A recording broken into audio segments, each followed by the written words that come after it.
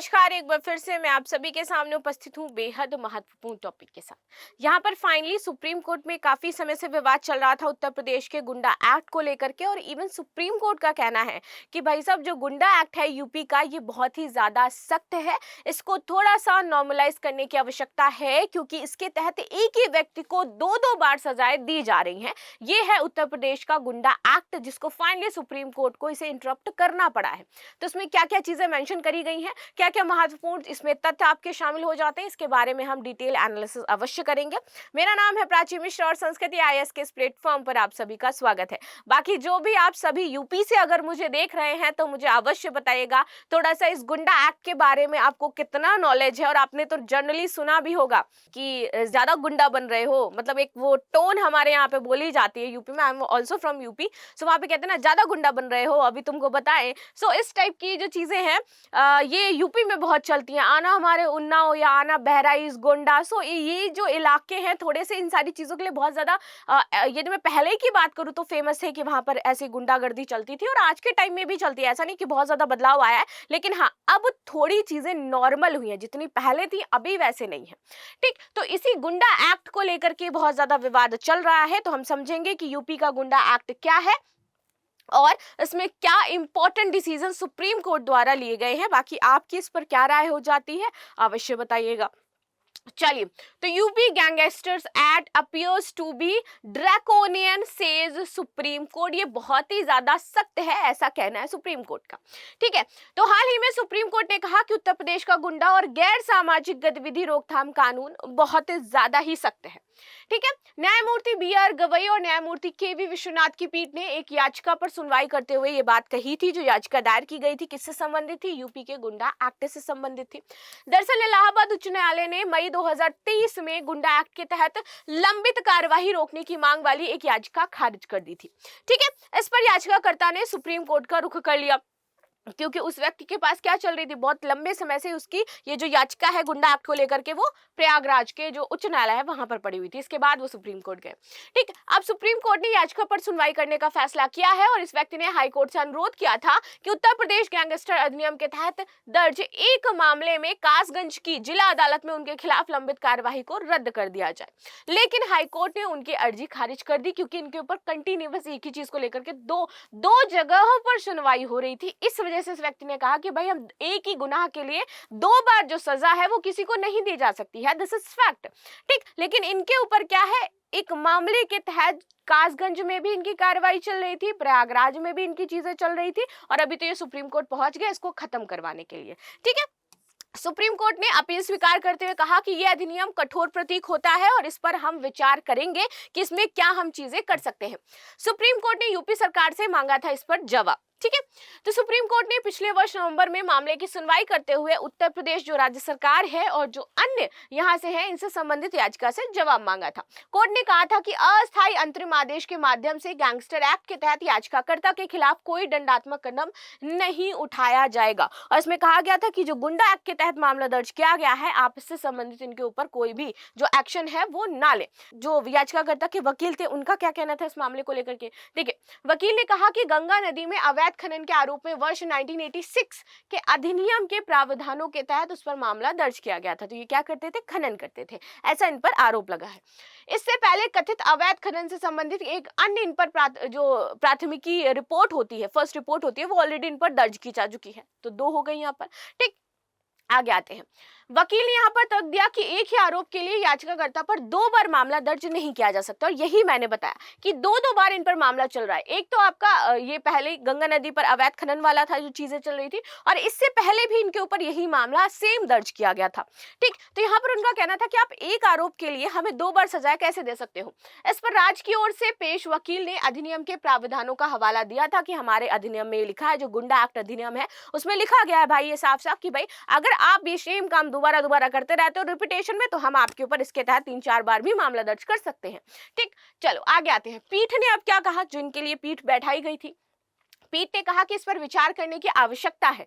अधिनियम के कुछ प्रावधानों की संवैधानिक वैधता को चुनौती देने वाली एक अन्य याचिका भी उसके समक्ष अभी भी लंबित पड़ी है, और इससे पहले भी जो उत्तर प्रदेश का गुंडा एक्ट है, इसको लेकर के मामला दर्ज किया गया था कि इसमें कुछ चीजें हैं वो संविधान के थ्रू मेंशन नहीं करी गई हैं, असंवैधानिक चीजें इसमें लगाई गई हैं। ठीक है, याचिकाकर्ता के वकील ने हाईकोर्ट के समक्ष दलील दी कि उसे गैंगस्टर अधिनियम के तहत दर्ज मामले में झूठा फंसाया गया है, और यह मामला एक अन्य मामले के आधार पर गैंगस्टर अधिनियम के तहत दर्ज किया गया है। इसमें याचिकाकर्ता का नाम नहीं है, तो उसका कहना है यहाँ पर भैया हमें झूठा फंसाया गया है। अब इस अधिनियम के बारे में जान लेते हैं। गैंगस्टर एवं असामाजिक गतिविधियां रोकथाम अधिनियम 1986 आखिर कहता क्या है। देखिए, राष्ट्रपति ने 19 मार्च 1986 को अनुमति प्रदान की थी इस एक्ट के लिए, और वर्ष 2015 में इसको संशोधित किया था फर्स्ट टाइम। ठीक, जब आपका 1986 में बना तो उसके बाद पहली बार ये संशोधित हुआ था 2015 में। इसी के कुछ वर्ष बाद 2021 में इसको दोबारा संशोधन किया गया, कुछ इसमें बदलाव किए गए। आगे बात आ जाते हैं। अब ये समझ लेते हैं कि कब और किस पर ये गैंगस्टर एक्ट आखिर लगाया जाता है आपका। देखिए, किसी एक या दो अपराध के मुकाबले अगर किसी गैंग के ऊपर ये लगाया जा रहा है या कोई किसी गैंग को सपोर्ट कर रहा है तो उसको हम ज्यादा संगीन अपराध मानते हैं। ठीक है, कि मान लीजिए कोई एक गैंग है और उसका हम सपोर्ट करें, उसके लिए हम काम करें, तो नए गैंग्स बनने से रोकने के लिए यहाँ पर क्या किया, यूपी गवर्नमेंट ने एक आपका एक्ट बना दिया, और पुराने गैंग को काबू करने के लिए गैंगस्टर एक्ट यहाँ पर लगा दिया गया था। गैंगस्टर एक्ट उन सभी लोगों पर लगाया जाता है जो निम्न अपराध में शामिल हैं, जैसे कि डकैती करते हैं, लूट करते हैं, हत्या करते हैं, या फिर रंगदारी आपकी वसूलते हैं। अभी रंगदारी का मामला आपने देखा होगा कि प्रयागराज में आपको देखने को मिला होगा, जहां पर एक कोचिंग इंस्टीट्यूट से रंगदारी के लिए 2 करोड़ रुपए मांगे जा रहे थे। ठीक है, तो जो इस टाइप के गुंडा लोग जो है ये काम करते हैं। रंगदारी का मतलब होता है कि हमको पैसा दो, हाँ, तुम यहाँ पर ठेला लगा रहे हो तो उसका हमें पैसा चाहिए, तुमने यहाँ पे ठेला क्यों लगाया, वो जबरदस्ती, ऐसा कुछ नहीं कि वो उनकी जगह होती है, ऐसा कुछ नहीं, वो सिर्फ गुंडागर्दी में होता है। ठीक है, जब भी किसी भी गैंगस्टर एक्ट लगाया जाता है तो उस पर एक से ज्यादा मुकदमे दर्ज होते हैं, और अगर किसी पर भी ये गैंगस्टर एक्ट लग जाएगा, because it's too hard, as Supreme Court says that, ठीक है, तो उस पर आप एक से ज्यादा जितने मामले चाहो उस टाइम आपको समझ में आ रहे हैं, you can put on that person, तो आप लगा सकते हो उसके ऊपर। ठीक, आगे आते हैं, किसी अपराधी पर कैसे लगाया जाता है एक्ट, तो ये समझ लेते हैं। देखिए, गैंगस्टर किसी भी अपराध को अकेले अंजाम नहीं देते, बिकॉज उनकी गैंग होती है, कोई एक पर्सन तो है नहीं, तो गैंगस्टर हर अपराध को ग्रुप में अंजाम देते हैं। गैंगस्टर हर नए अपराध में कुछ साथियों को बदल देते हैं, लाइक जिस टाइप का अपराध है तो उस फील्ड के लोग लेंगे, लूट के लिए तो लूट फील्ड के लेंगे, अगर डकैती करनी होगी तो डकैती वाले, मतलब लूट डकैती इस टाइप की होगी, अगर किसी से रंगदारी करनी होगी तो भाई उस फील्ड के लोग ले लेंगे, तो इनकी फील्ड अलग होती है, उसके अकॉर्डिंग लोग भी वो अलग अलग लेते हैं। जब कोई गैंग एक के बाद एक कई आपराधिक घटनाओं को अंजाम देते हैं, तब संबंधित थाना के प्रभारी उस गैंग की कुंडली यानी कि उनका गैंग चार्ट निकालते हैं कि अभी तक क्या क्या करे इन लोगों ने, कितने कितने और कितने कितने लोग इसमें इन्वॉल्व हैं। सभी अपराधों में शामिल लोगों को इस चार्ट में शामिल किया जाता है, और इसके बाद गैंग के ज्यादातर अपराधों में शामिल रहे किसी एक को गैंग का सरगना घोषित कर दिया जाता है, और फिर सरगना को गैंगस्टर घोषित कर दिया जाता है, और उसके बाद इन पर क्या करते हैं, हम ये एक्ट इम्पोज कर देते हैं।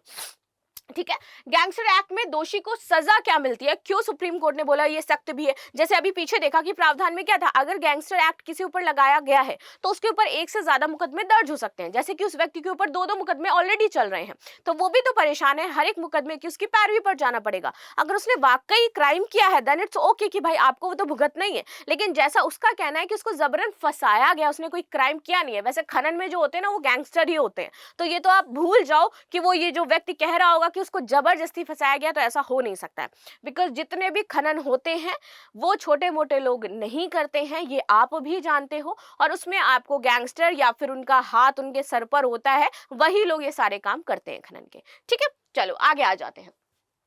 तो सजा क्या मिलती है, देखिए यूपी में गैंगस्टर एक्ट पहली बार 1986 को लागू हुआ। ठीक है, ज्यादा सख्त बनाने के लिए 2015 में तत्कालीन सरकार ने इस एक्ट में संशोधन किया और इसको और सख्त बना दिया।